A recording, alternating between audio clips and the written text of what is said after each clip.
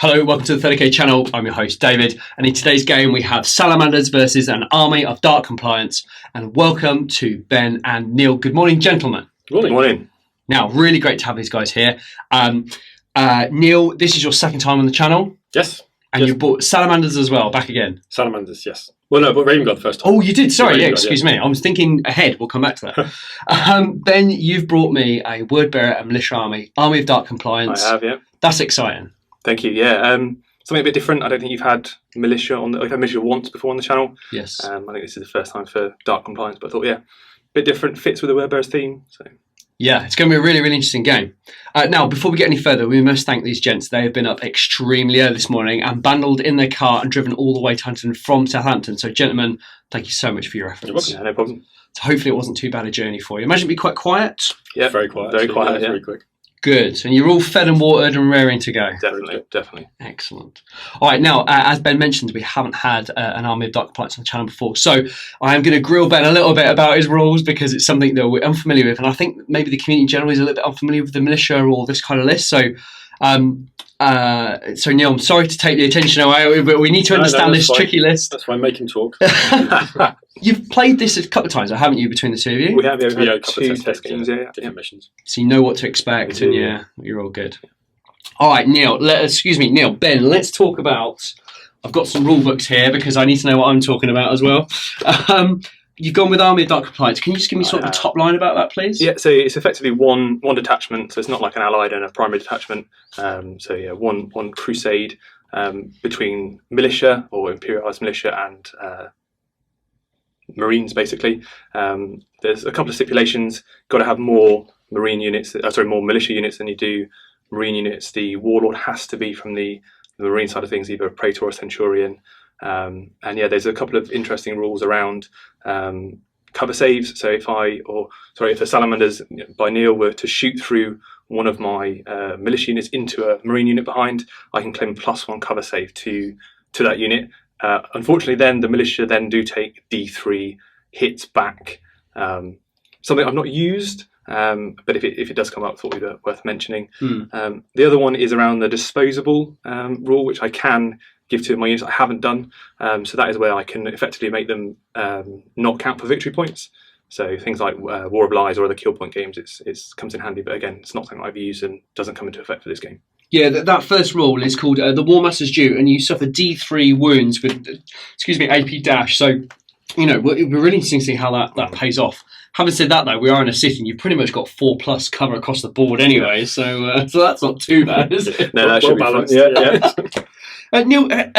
Neil, how do you feel about this? Militia are famous for having tons and tons of troops. Salamanders are fairly elite. Yeah. Have you got enough firepower? We will find out very soon. The test game, to be fair, the firepower hasn't really been an issue. No. I've got some stuff that can hit quite hard and quite fast. It helps to have the first turn, which I do not. So it's going well. So it's going to be a challenge for sure. I've tried to deploy quite defensively, assuming I'm not going to get seized, but we'll try obviously when it comes to it. But yeah, I'm going to rely on the tank cover saves, which last time were definitely my friend. So see how that goes today. All right, well, we'll see how it goes. Then you've used the voice drum models for to represent your militia. Can you just give me, because you sent me a whole wall of fluff, which is absolutely fantastic. So can you just give me sort of a top line about how we've come to where we are today? Yeah. So in the established fluff, the Vostroyans obviously but decided not to help the Emperor in the heresy where when they were called for aid. Hence the whole firstborn kind of theme. So what I've kind of come up with is this army was on a campaign in an expeditionary fleet with the word bearers. So then not only when the whole world decided to go against or to refuse the Emperor, these actually went a step further and sided with Horus and the word bearers specifically that they were on campaign with. So that's the idea behind this army. Great stuff. And we've got the Sentinels in. I think you call them war chickens. I think space chickens. Space chickens. Yeah. Love it. I mean, it's such a great model. They're still Legion ones, aren't they? They are. Yeah, the armored cockpit. And it's like a popular sci-fi. Yeah, it is. Yeah, it's your main name. Yeah, it is very cool. It's very cool. All right, let's talk about deployment. Neil, let's start with Salamanders. You're kind of on the archaeological exploration kind of stuff out there, exploratory site rather. Yeah. you're a bit in the open, but you got a flare shield and you got some good cover though. I have, yeah. So hopefully the Spartan's going to take a lot of the hits from the stuff that side. We'll see, but it's providing cover for the Crassus. I have found out to my cost what happens when that explodes with troops inside it, so I'm going to try and prevent that for as long as we can. Otherwise, it's going to be tricky. I'm going to have to try and hope I get a seize. If not, then I'm going to be as tactical as I can be. We'll see how far that gets me. I mean, let's not forget, you've got a Termite in reserve full of the Pyro class. I have, yeah. That is a formidable unit, particularly when the Turnip comes in. So that could nullify some of the much bigger heavy hitters, maybe the Storm Lord perhaps, or some of the other tanks. Well, Ben was nice enough to put Ceramite on his Storm Lord. So, unfortunately, they can walk up and hit it all they like, but it's not going to explode. That's so right, the test games we had, they came up out of the ground and they removed a squad of the Sentinels or what the Demolisher, or the Demolisher, the first time. So they do tend to remove something. Okay. It's just depends on what I can get. And you've also got a fire reserve. You've got a classic, haven't you? You've got a Lightning, which is awesome. Crack Pen Lightning with all the toys. Yeah. Why not? Yeah. Then militia. You've got numbers, you've got some special troops, you've got some vehicles. But I pointed this out earlier, you've got a lot of las cannons, but you're BS3 though, aren't you? It makes a big difference. So hitting on 4s, believe it or not, does seem to make a significant, especially with my dice rolling, does seem to make a difference. I think in our test games, I'm yet to touch the Spartan. So I think you've largely ignored it. Yeah. The Spartan obviously is full of fire drakes, so if we can get them next to something, they'll give anyone a bad day, probably. Yeah, and I'm looking forward to that because, Fire Drakes are a very formidable unit. They've got a tough invulnerable save. They've got some great Strength 8, AP 2 attacks, I think they are. And they've got 2 wounds. But obviously, the militia have got the numbers here. So I'm really interested to see how that kind of works out between the two. But also as well, Ben, you've got a Thunderbolt, which I don't think we've seen. Yeah. The militia flyer, it's done me well, actually. I would say it's on par with the Lightning, I think. I think they're underused. I think the secret's not quite out yet for Thunderbolts. They're actually quite formidable. They're good. Yeah. They are cool. And I forgot what I was going to say. Just one final word, really. I completely escaped my brain. That's a little bit unfortunate. Mission. That's what I was going to talk about. So we're doing Hammer and Anvil, and we're doing the Tide of Carnage. So your own deployment's worth 3, middle's worth 5, your opponent's worth 7. There's Warlord, Last Man Standing, and you've both got Price of Failure in your Lord of War. Neil, is this going to be hard for Salamanders to make ground on the militia? Yes. That's good. Yes, it will be difficult. They're fairly well dug in. The areas of the board that are worth 7 points and 5 points at the moment are completely flooded with militia and sentinels and stuff. So I'm hoping the Crassus can get my scoring units up the board before it gets blown up. Worst case scenario, I can use it as a suicide taxi because when it goes nuclear, it's going to take some stuff with it. So we'll see. But I'm going to have to do a lot of clearance first. And Ben, same question to you, really. You've got the numbers, right?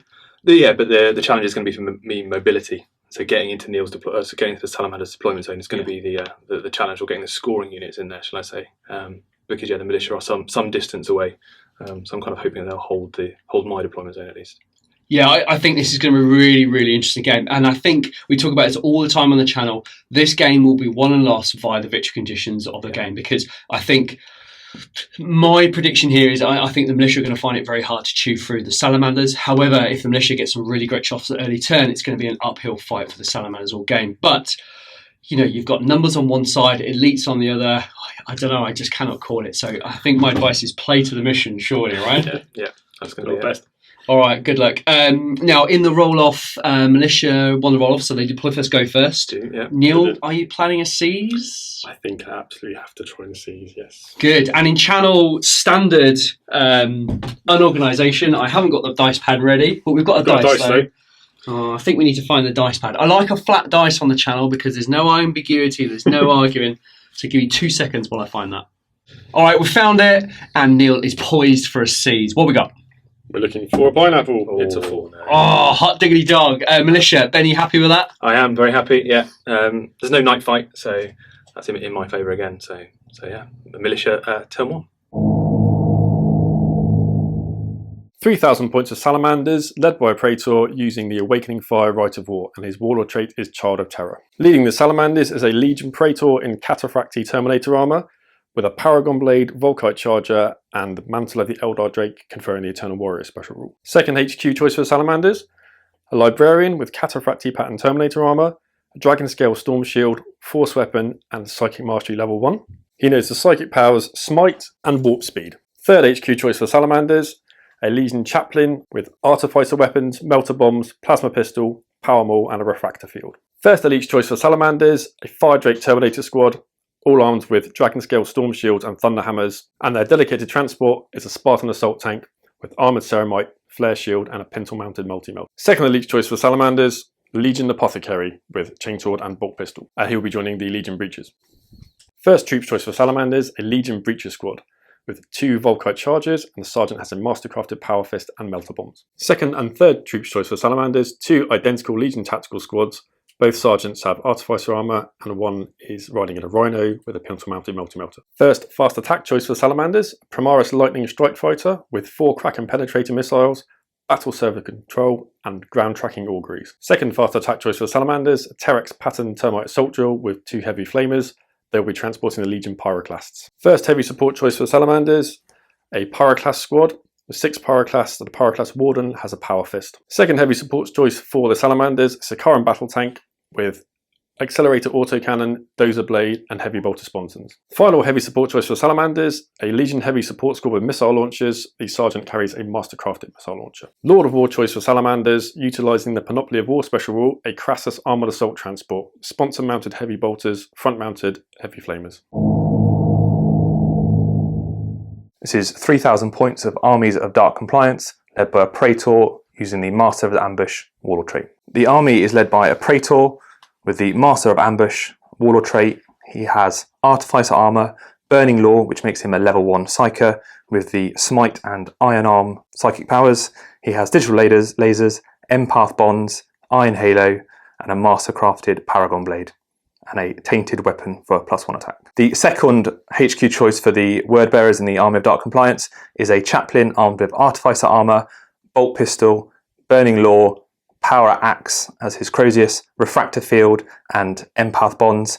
Empath Bonds allows the 2 Word Bearers characters to transfer wounds on a 3+ if they are within line of sight. It is from the Book 8 Arcana. The Empath Bonds also gives both the Chaplain and the Praetor Eternal Warrior. The third and final HQ choice for the Army of Dark Compliance is a Militia Force Commander armed with Cyber Familiar, Digital Lasers, Flak Armor, Iron Halo, and a Power Fist.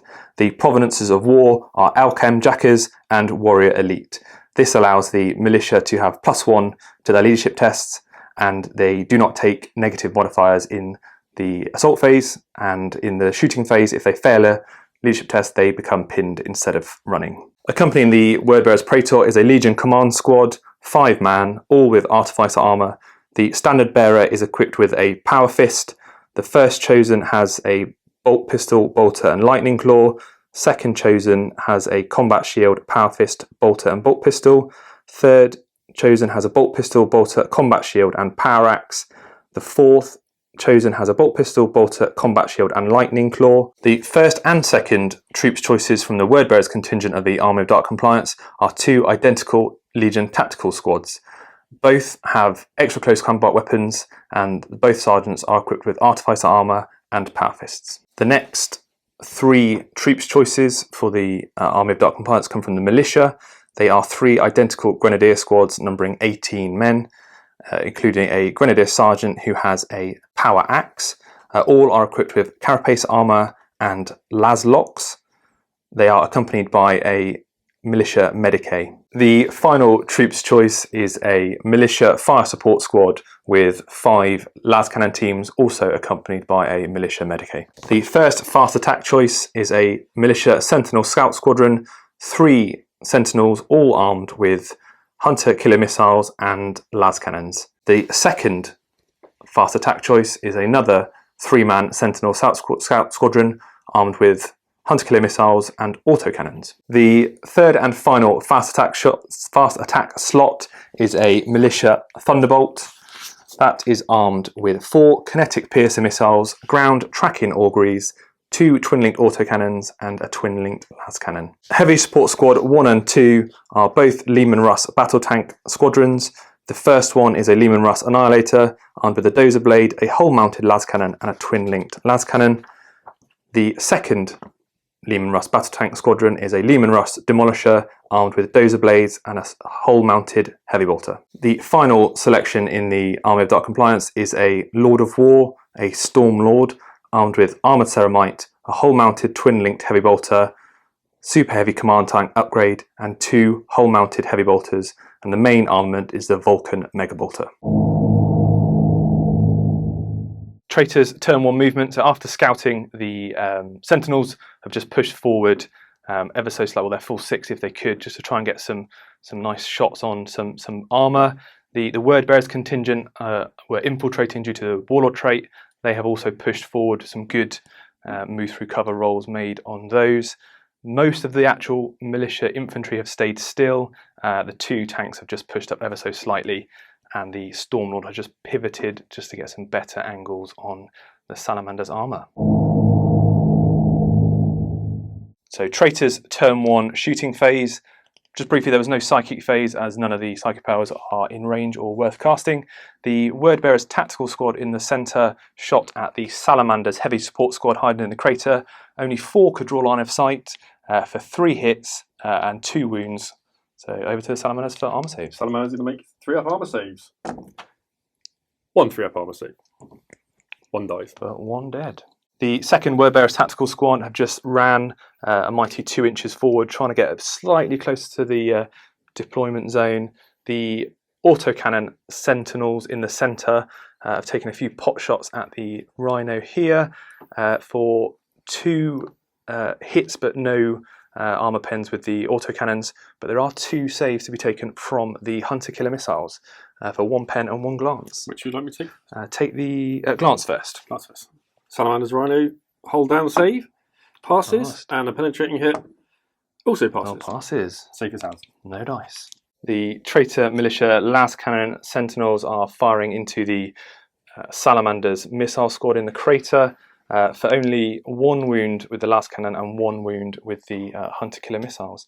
So it's over to the Salamanders for 2 cover saves. 2 fire-ups required to save the squads. 1 pass, 1 failed. We lose another. So the Militia Las Cannon squad fired at the Spartan. Only 2 could see, but due to the flare shield and poor dice rolling, nothing happened. The Las Cannon armed Leman Russ tried to take a few more off the Salamander's heavy support squad, but again, nothing, no hits.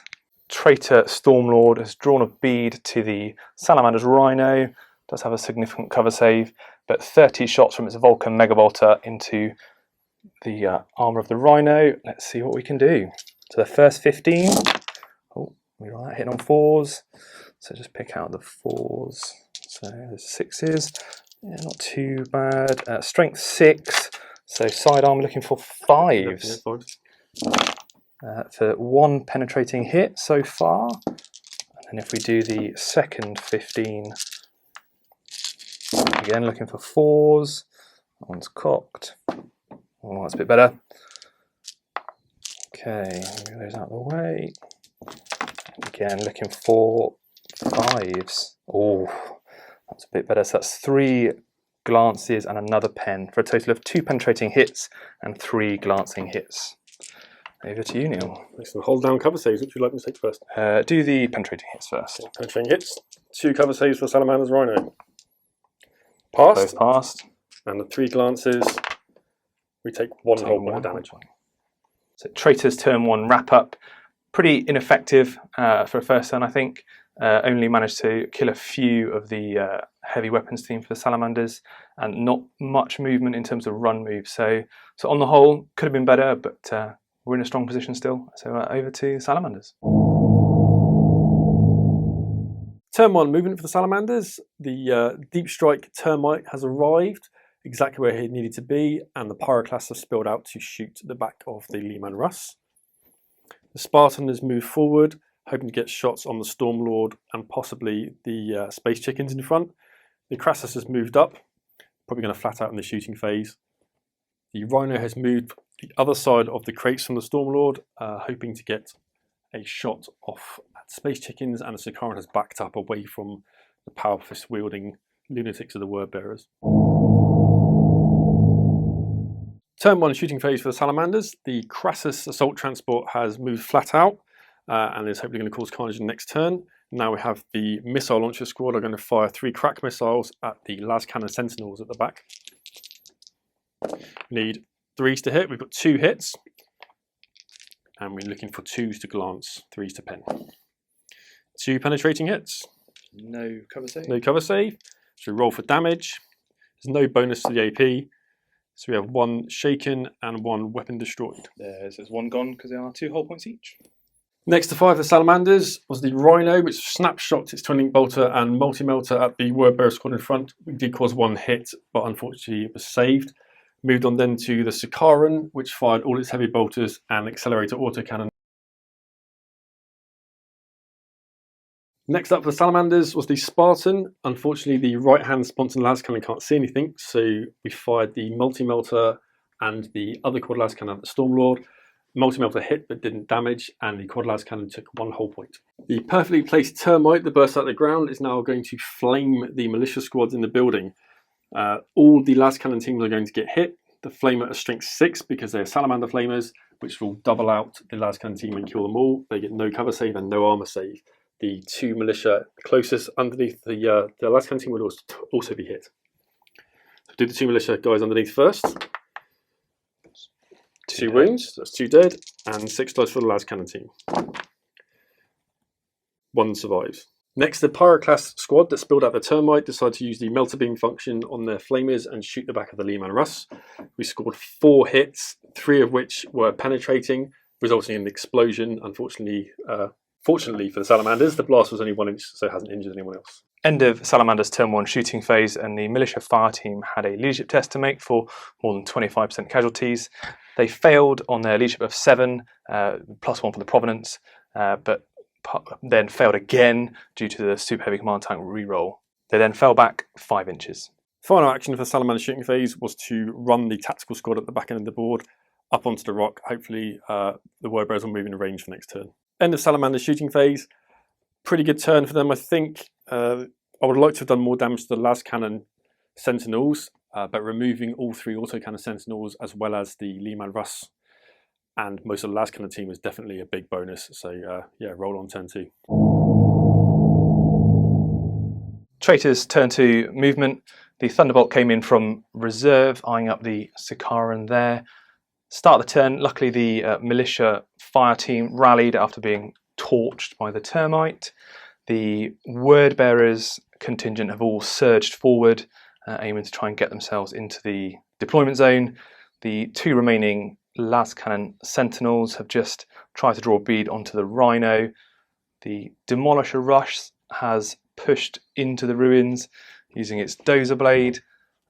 And finally, the militia at the back have turned to deal with the pyroclasts that have popped up, backed up by the Stormlord. Traitors turn to psychic phase.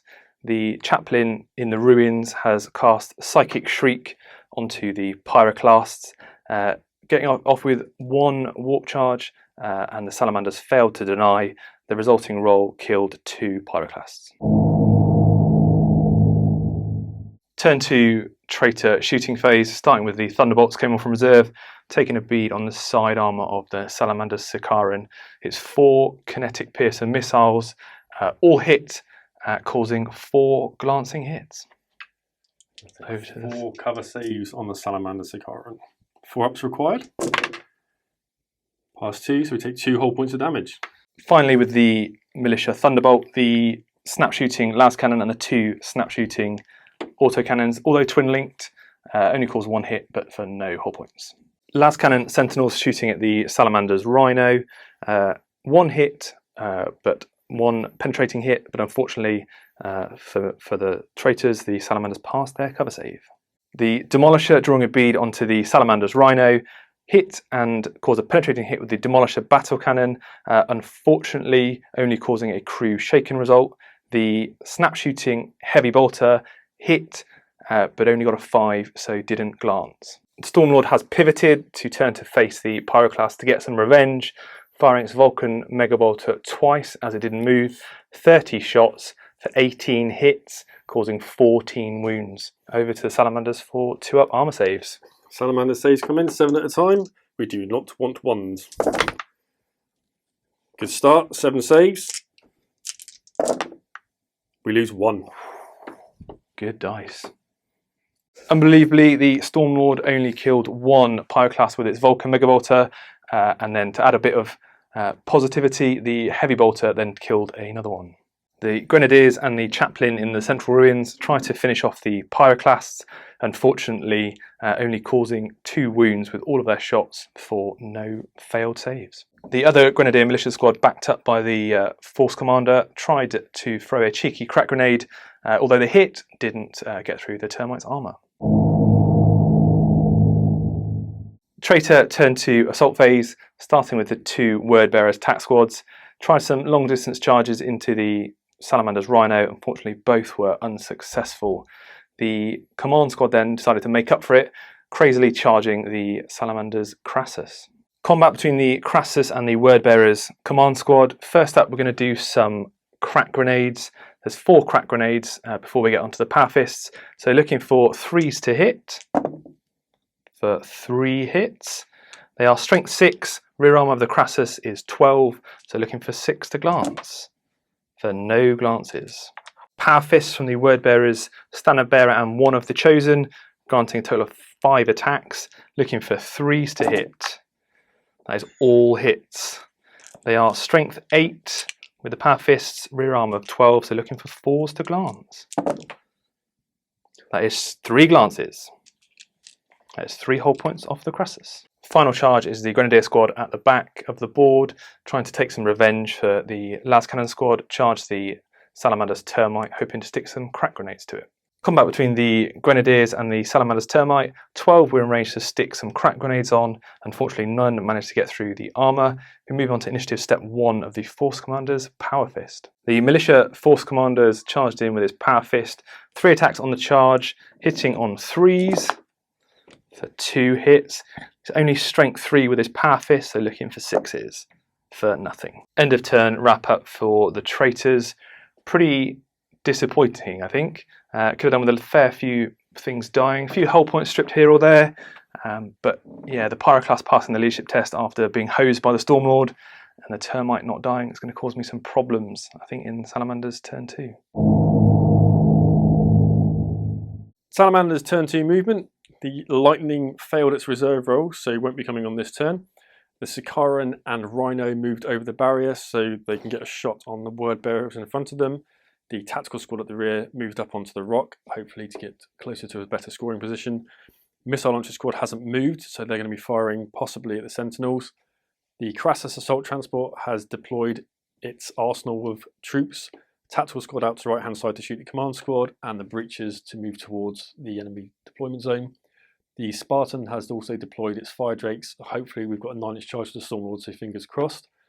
And the Salamander Termite has shuffled round to burn the last Las Cannon team, and Pyroclasts have shuffled to set fire to the other militia team. Salamander's turn 2 shooting phase begins with the Termite, who has flamed the Las Cannon militia team in the top of the building. He gets no save from that, so dead. And then the Pyroclasts have fired their flame projectors at the militia squad in the back ruin, causing 19 wounds. After taking an absolute torching from the Pyroclast, the Militia Grenadier squad passed their leadership test. Next up, the Salamander missile launcher squad fired at the Las Cannon Sentinels. 2 missed, unfortunately, but 1 did hit and cause an immobilized result. Potluck snapshot then from the Rhino with the multi-melter, which hit the front Sentinel and took the last hull point. Next, the Salamander Sicaran fired everything he had into the Word Bearer squad directly in front. A lot of lookout sir rolls were passed with a couple of rending hits, which resulted in 3 Word Bearers being killed. Next, the Salamander Tactical Squad decided to take a few pot shots at the Word Bearers Command Squad. They got a couple of wounds, unfortunately all saves were passed. Next, the Tactical Squad that disembarked from the Crassus decided to fire at the Word Bearers Command Squad. 20 shots resulted in 12 hits, causing 7 wounds, but unfortunately all the saves were passed on 2 ups. Salamander Crassus decided to open up its left sponson heavy bolter on the Word Bearers Tactical Squad behind the barricade, hit and wounded twice and killed 2. Next heavy bolter fired directly into the command squad. Did get 2 hits, but unfortunately both wounds were saved.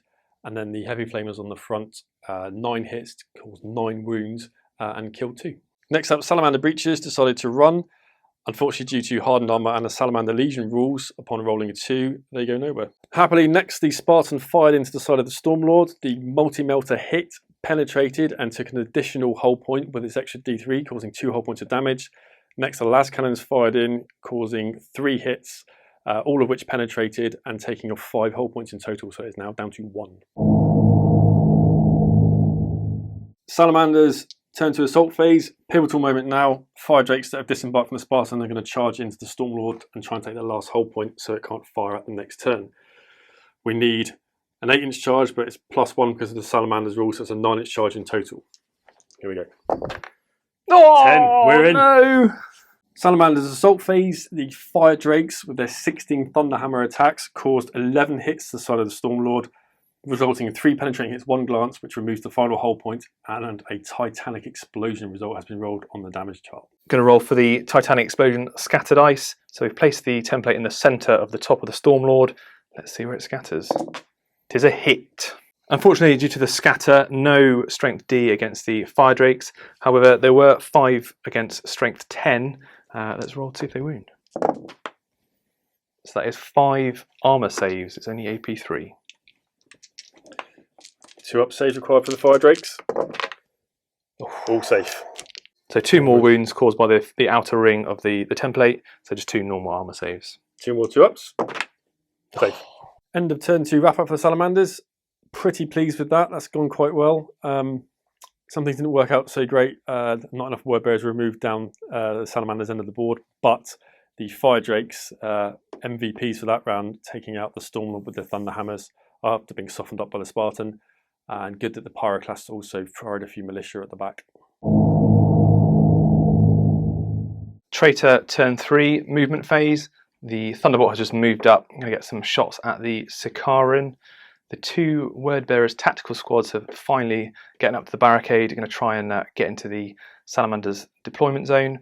The Praetor and his command squad have moved up, ready to take some revenge on those heavy weapon squads. The Sentinel's just moved forward a little bit, just not quite sure what he's going to do yet. He's got a few options. And then if we down to the militia in the ruins, just starting to move away from the pain that is the Salamanders, Fire Drakes and Pyroclast. Going to try and hold our ground in that corner ruin there. Just one addition to the movement phase, the Lehman Russ Demolisher has just come out of the ruin, parked in the alleyway there, lining up some shots on the Salamanders troops. Traitors turn 3 psychic phase. The chaplain with Burning Law in the ruins there tried to cast Psychic Shriek onto the Praetor, Librarian and Fire Drake squad. Although got it off with one successful, that was denied by the Salamanders. The other psychic power was Smite from the Praetor, cast into the heavy weapons team. Although with 4 shots from the power, only killed 1 Marine. Great start to Traitor's turn 3 shooting phase. The Thunderbolt has taken the final hull point off the Sikaran, the autocannons doing the final glancing hit. The Demolisher taking a shot at the Salamander's breaches, got 6 wounds, but due to cover saves and lookout sirs, only 4 died. The Crassus was also clipped in the shell explosion, taking off another hull point with a penetrating hit. The last remaining Traitor last cannon Sentinel has drawn a bead onto the Crassus, aiming to take off that last hull point.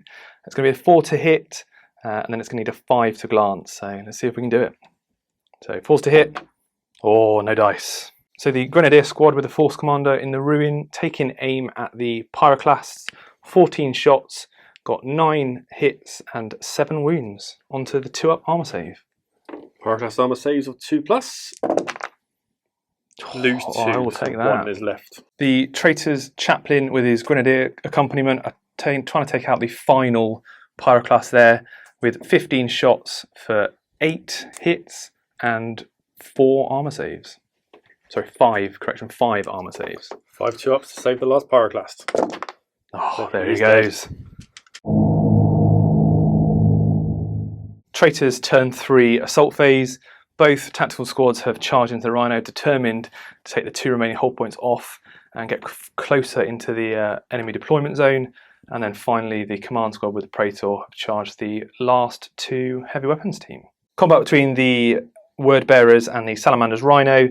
The first tactical squad took the final 2 hold points off, luckily, with 2 glancing hits from their crack grenades. No need for the other squad to attack. And then finally wrecking the vehicle. The Praetor and his command squad charged in to the Salamanders heavy weapons team, nonchalantly slashing all of them down with 7 hits and overkill.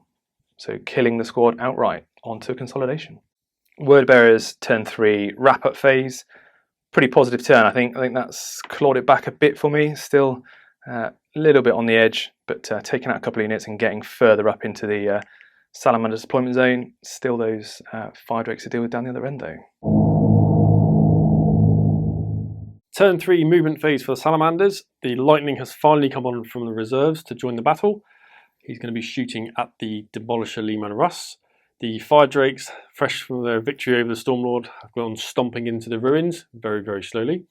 The Termite has moved down ready to put a torrent of Promethean flames into the building and hopefully cook some Word Bearers.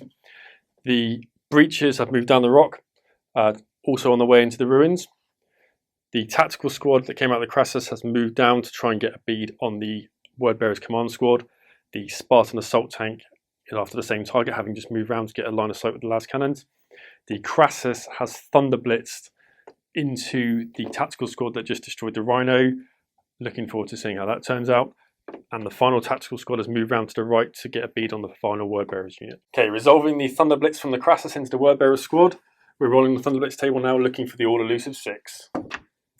It's a 3, which is D6, strength 6, AP 4 hits. 2. And they are both wounds. So 2 saves, please. Normal armor saves? Normal armor saves. So 2 3-ups, 1 dies. Lose 1. After much deliberation, the Word Bearers have decided not to do a Death or Glory with their single Power Fist hit to try and take the 1 remaining hull point. The decision being that they could take some damage in the resulting explosion from the Crassus. Salamander's shooting phase continues with the Crassus firing its heavy bolter sponsons. 1 into the Sentinel on the left-hand side, which unfortunately had 3 1s rolled, so didn't hit at all. And then the other heavy bolter into the Word Bearer squad that just survived the Thunder Blitz. We got 3 wounds, unfortunately past 3 saves. Continuing the shooting for the Crassus assault tank, the 2 heavy flamers at the front ignited, lit up the Word Bearers tactical squad and killed 2. The Salamander tactical squad in the Salamander deployment zone opened up on the Word Bearers unit just fried by the Crassus. We scored 11 hits, 4 wounds. Unfortunately, all saves were passed again. The Salamander's tactical squad in the deployment zone fired into the Word Bearers unit just cooked by the Crassus. Out of 15 shots, 11 hits, 4 wounds. Unfortunately, all saves were passed again. Fantastic news if you're a Salamander. The Lightning has come on, fired 4 Kraken penetrators into the Demolisher and completely obliterated it. The Spartan took aim at the command squad. Unfortunately, having fired the multi-melter snap firing, it missed. The las cannon scored 3 hits, caused 2 wounds, but 1 cover save was passed. However, 1 chosen was evaporated. The second Salamander's tactical squad decided to fire their bolters into the command squad. Out of 15 shots, a paltry 7 hits were scored, causing 4 wounds. Unfortunately, they were all saved again because apparently the Word Bearers are invincible. The Termite has now fired flamers or heavy flamers through the windows into the ruin, scoring 7 hits. We got 4 wounds and there were 2 saves made, so 2 militia have been killed. Salamander Breacher Squad took a shot at the militia unit in the central ruin. The plasma pistol on the chaplain hit but failed to wound. The Volkite charger scored 1 hit but also failed to wound. And the 3 bolters in the range scored 2 hits and 1 wound, which had a failed save, so 1 dies. Turn 3 wrap up for the Salamanders. The pendulum is swinging, as is so often the case. Good news was the Lightning destroyed the Demolisher, but I really wanted the tactical squads to do more damage to the Word Bearers troop units down in the Salamander's deployment zone. The Breaches and Termite didn't really do very much, and unfortunately the 5 drakes are kind of slogging out in the open now, so it's going to be uphill now, I think. Traitors turn 4 movement phase. The Thunderbolt has flown off, looking to come back and make an impact on turn 5. The 2 Wordbearers tactical squads have just shuffled up, one trying to get away from the Crassus, but only rolling a 1 for the cover they are in. The second squad moving through, looking to take on the Salamanders tac squad in the deployment zone. The Praetor and his command squad have moved up to dish out some justice on that Salamanders tac squad in the centre.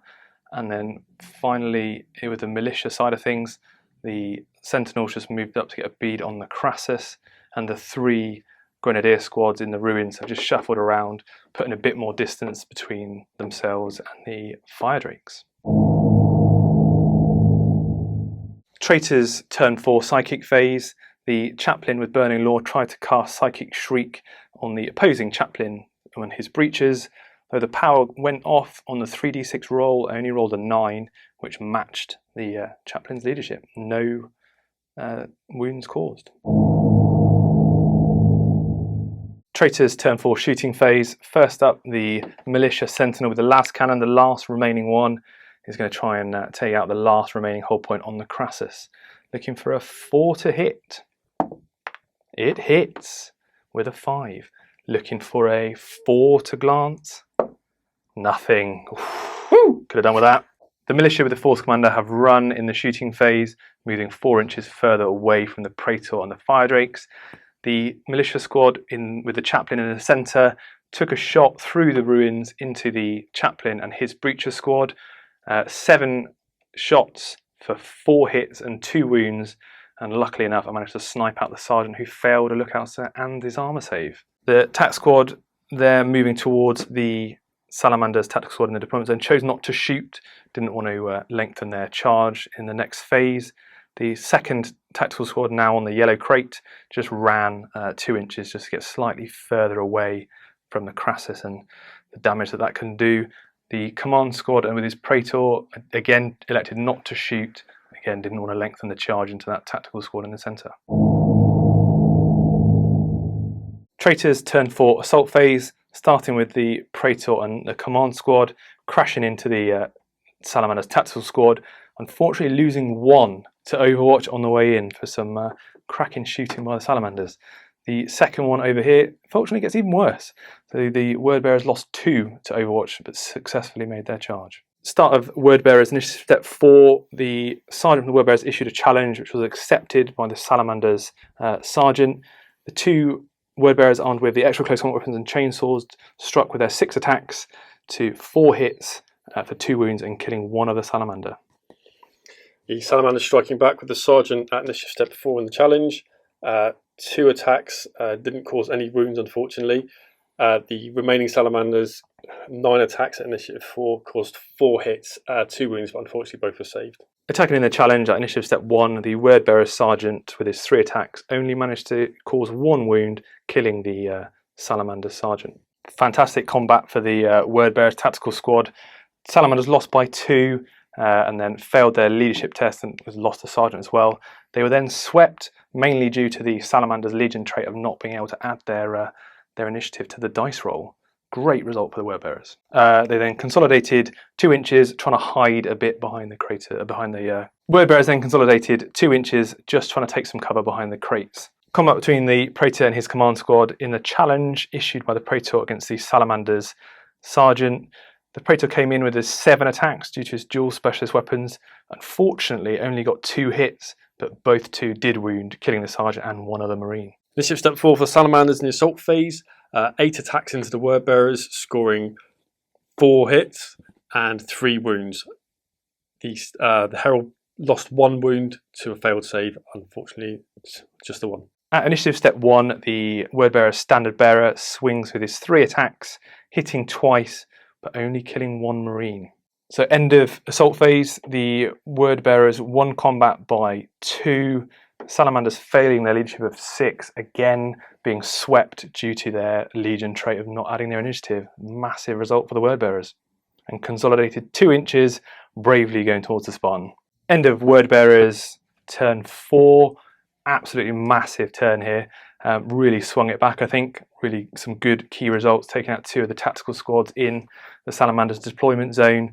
Only negative, I guess, is not taking that last whole point off the Crassus, but But yeah, in a good position. As the Salamanders mentioned, pendulum is swinging. Salamanders movement phase turn 4. The Fire Drakes impressively rolled a double 1 for their move through cover, so have shuffled slightly towards the wall.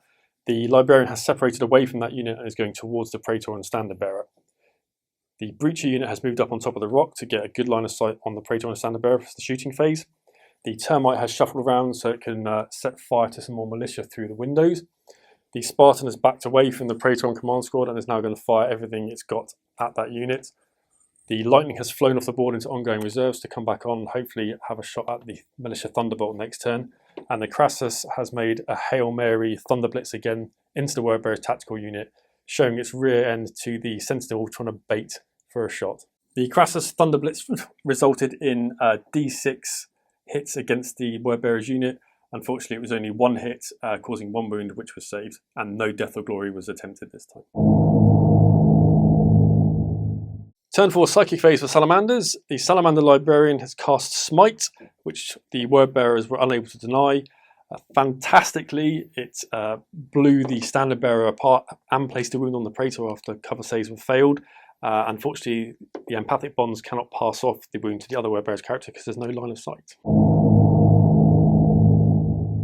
Salamander's turn 4 shooting phase begins with the Termite, which has again cooked 4 militia through the windows with its burning hot heavy flamers. The Breachers have just unloaded on the Praetor. You might even be able to hit a smile on my face from where you are.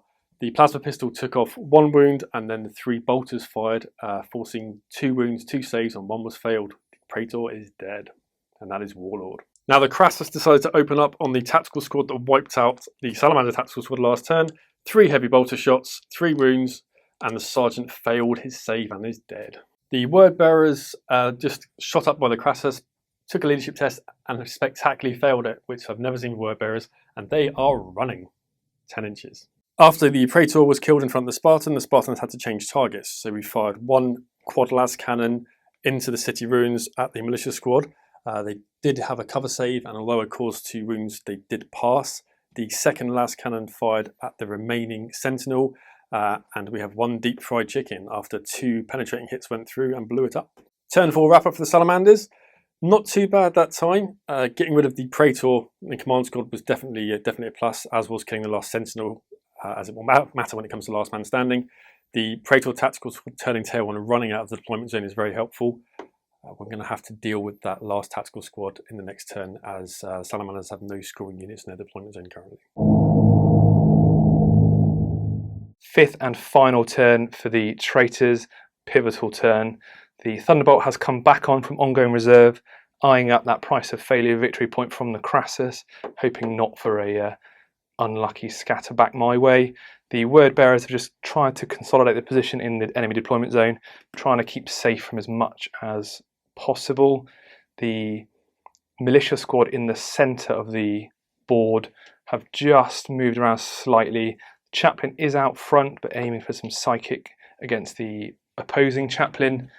The remaining 2 Grenadier squads in the backfield have again, 1 squad just lined up some shots on the Salamander's Praetor. Very brief Wordbearers turn 5 psychic phase. The chaplain with Burning Law tried to cast Psychic Shriek on the chaplain and his unit. Was successful in the cast, however, didn't roll high enough to breach the Salamander's leadership. Traitor final turn 5 shooting phase. The militia with the chaplain have just ran into the ruins, securing the central deployment zone. The militia in the ruin at the back have just again stayed still, and the final militia team forming a bit of a firing squad, trying to take some cheeky shots at the Praetor for 2 wounds, but both were successfully lookout served, and the Fire Drakes did take 1 wound, however. Big moment here, the Wordbearer, also the Traitor Thunderbolt, drawing a line onto the rear of the Crassus, trying to take the final hull point off that Salamander's Crassus there for the price of failure. Let's see how we do. Start with the twin-linked las cannon, looking for a 2. It is a hit. Strength 9, rear armor 12, 3s to glance. It is a pen. That Crassus is dead. Let's roll on the catastrophic damage table. is a 4. Let's resolve that and get back to you. Fantastic news for the traitors, and well done to that militia Thunderbolt pilot. The Crassus is dead. Luckily, it did not scatter in the Titanic explosion, so the Wordbearers tactical behind it are safe. Final act of the traitor turn 5 shooting phase. The the Wordbearers tactical squad rolled a 4 for their run, just trying to take a bit of cover in that crater. Salamanders turn 5 movement phase, the last one of the Salamanders and of the game. The Lightning has come back on from ongoing reserves into a lovely dogfight with the Thunderbolt. The Spartan has pivoted around so he can aim all its guns at that Wordbearer squad cowardly hiding in the crater. The Breacher squad has moved down over the rocks and is going to draw a line of sight to that same unit in the shooting phase. The Salamander Librarian has walked up behind them and is going to try a cheeky smite. The Termite has moved around in the centre of the ruins to try and set fire to the squad that keeps running away from it in the middle. And the Fire Drakes and Praetor have finally made it over the wall, just securing denial for that deployment zone. Turn 5 Salamander Psychic phase. The Salamander Librarian successfully casted Smite on the Wordbearers. Unfortunately, it was then denied by the Wordbearers Chaplain. Salamander's shooting phase, the Termite in its final act has sent some burning hot promotion through yet another ruined window and killed 3 militia. Salamander Breacher squad and Chaplain just opened up on the Wordbearer squad hiding in the crater. 1 bolter shot went through and killed 1 Marine. The Volkites were very unsuccessful and the plasma pistol had a gets hot roll, but the Chaplain has passed his save. Lightning in its Top Gun moment has fired its las cannon and hit the Thunderbolt. I am electing to jink with the Thunderbolt. Very well. So 1 hit. 1 hit. So 1 4-up jink save is not passed. Failed. Now we go for an armour penetration roll with the las cannon. Front armour is 11. 11. So we're looking for 2s to glance, 3s to pen. Big fat 0. Oh, no dice. Thunderbolt survives. Forgot about Tank Hunter, so I'm going to reroll my armour penetration roll for the Lightning against the Thunderbolt. It is a pen this time. AP2, so +1 on the damage chart. Let's see what we get. An explosion! Oh, Maverick is pleased. big result. Boom. Final act of the shooting phase for Salamanders. The Spartan unloaded everything it possibly could on the Wordbearer squad in the crater. The Multi-Melter hit and wounded. Las Cannons hit and wounded. Heavy Bolters hit and wounded. The result was 3 dead Wordbearers and the squad passed its leadership test. And that is the end of the game. So we will now go and tot up victory points and come back with a result. That was Salamanders versus Wordbearers, and that was an absolutely thrilling game with an extremely close victory point at the end, but we'll come to that very soon. Gents, I'll come to you for your initial reactions. Neil, what you got for me? Proof that stress is real. Yeah, that was close. That was probably one of the closest games the Heroes have ever had.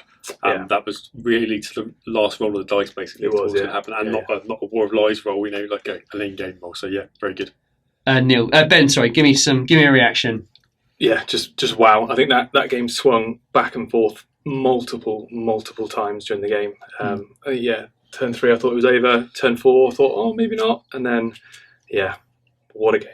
What a game. It was a bit wild. We'll come to the wildness very soon. We'll go straight into victory points. The Wordbearers did a really great job of thinning the Salamanders out, but unfortunately, neither side was able to claim any of those deployment zones. 3, 5 or 7 victory points. Both players did a fantastic job of keeping those score units out, so no points scored there. There was price of failure on the Wordbearers, and that was 1 point scored for taking out the Crassus. So 1 point for the Wordbearers, but the Salamanders did a fantastic job. They got Warlord, Last Man Standing, and price of failure. However, it's worth noting, though, that Last Man Standing point was only scored right at the very last turn of the game, which would have been a draw otherwise. So a final score, 3 victory points for Salamanders and 1 for the Wordbearers. Neil, congratulations on your win. Salamanders did a great job. You were outnumbered, but you pulled through in the end. Yeah, the Fire Drakes, as it turned out, did their one-hit wonder on the Stormlord and then basically didn't do anything else. But they were denying the scoring in the far end there. The Spartan did a good job holding this line in this end. Yeah. But that Last Man Standing swung it, the Lightning coming back on, taking out the Thunderbolt. Yeah. That made it 8-7, didn't it? It did. Yeah, big swing. Ben, you had some really great combats towards the latter part of the game by sweeping the Salamanders. Yeah. Tell me a little bit about that. So yeah, I think the two tac squads are probably my MVPs of the game. I think sweeping the Salamanders tac squads in their deployment zone really kind of did some good work. Made the Spartan have to come back into the deployment zone to do the scoring. Special shout out for the Praetor, just doing what he does and just chewing through units. So, dying. And then dying, yeah. But, there we go. There's a couple of points which I'd love to point out. The first thing has to be the duel in the air between the two flyers. That was really, really spectacular. And we saw both flyers go off in subsequent turns, come back on, reposition, get good line of fire. I think the Salamanders Lightning did a fantastic job by taking out that Demolisher. I think it was turn 3 it took it out, I think maybe. Did a great job there. Those Kraken penetrators just firing straight into the front of that armour and took out the tank. But the kill shot of the game has to go to taking out the Thunderbolt at the end of the game. The Wordbearers, though, did a fantastic job. Although partly by the Salamanders, the Fire Drakes coming through that defence wall, -2 to their cover set, move through cover, or -1, wasn't it? And then -1 for the Legion trait. Yeah. Neil, the Salamanders struggled getting across that defence line, didn't they? They really did, yeah. And it's that's the downside for the Fire Drakes. I mean, they do hit like an absolute freight train when they go into things, but if you do get stuck out in the eastern fringes or no man's land, you're in trouble. Luckily, it didn't cost me this time round. But my Praetor did absolutely nothing. The only thing he's done the whole game is grant a right of war. It's true. But Ben, you did a fantastic job just keeping the distance with those militia. You did the right thing by pulling them back a couple of turns and running. Worked out beautifully, right? Yeah, I mean, if those Fire Drakes and those Praetors had even touched one of those Grenadier squads, they'd have just chewed straight through them. So, I thought I had to keep moving them back just to keep them alive. I think I had one squad in the ruins in the fast corner here that literally did nothing all game. Didn't even fire a shot, but just sat there the entire game, just holding the deployment zone. So, making the Neil and the Salamanders come to me to try and claim that point. So. But the advantage of those militia is that you have got enough points just to pile into squads, and you can, if you want, just leave them on an objective or leave them in the backfield like you just did, because you're only giving up 100 odd so points. So it's quite an effective play when you've got the numbers, isn't it? It is, yeah, and I think that's one of the advantages of militia, is just the numbers on the table. They are squishy, toughness 3, but you just get so many of them compared to the Marines. So weight of numbers does you power up the leadership too, and these are pretty difficult. Does, shifts. Yeah. One thing it's worth mentioning as well, I have never seen a termite do so much damage in my entire life. I mean, Neil, that was brilliant, surely. Yeah, the humble termite, fear the heavy flamers, especially salamanders. I think flamers actually really get a bit of a bad rap. A lot of people won't use them and they're reliable, but I mean, that termite itself possibly removed like 10, 12 models. The last cannon teams just did loads of damage. It's really good. Just melted the last cannon team, didn't it? AP5, just strength 6 because of the Salamanders rule. That was it. Doubling them out. That was it straight away. Negated the feel no pain as well due to instant death. So great job there. We're nearly there, gents. Just a final wrap up. Just a final statement from both of you, if I may. If we start with you, Neil, just give me an all-encapsulating statement, if you would. And let's put you on the spot, but I'm going to keep it very simple for you. Vulcan lives. Then. Good one. He does indeed. He does indeed. Yeah. Ben, what do you got for us? I think unlucky for the traitors this time. I think well done to Neil and the Salamanders. Great victory, but a very, very close game. Really enjoyable. Yeah, good game. Thank you. It was lots of fun. All right, now before we go, all of the photos taken from today's game will go up on the Facebook page, so please go and have a look. They are two spectacular armies and they work so well together. You've got the really beautiful green and black of the Salamanders, and then the Voistrons with their sort of Baroque armour, and the kind of the camo scheme you've done on the tanks looks absolutely fantastic. So well worth a look. Now, if you want to follow your hobby, Neil, where can we find you, please? So I'm on Instagram at Tychon's Rift, which hopefully David's going to put somewhere on the screen. I've done my job right, am I? I always spell it badly. That's it. Also, I'm involved in running 30k events on the south coast of Southampton. We're part of Attrition Gaming.